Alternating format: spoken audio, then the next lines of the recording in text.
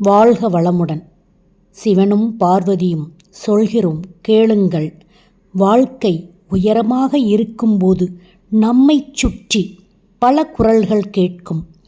தாழ்வாக இருக்கும்போது நம்முள் இருக்கும் குரலே மெதுவாக கேட்கும்.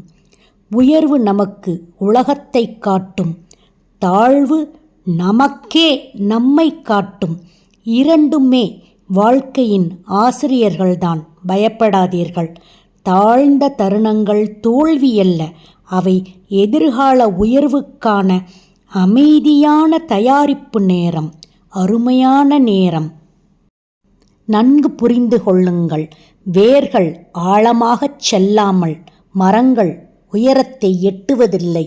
இன்று தாழ்வில் இருந்தால் கவலை வேண்டாம், அது தற்காலிகமே.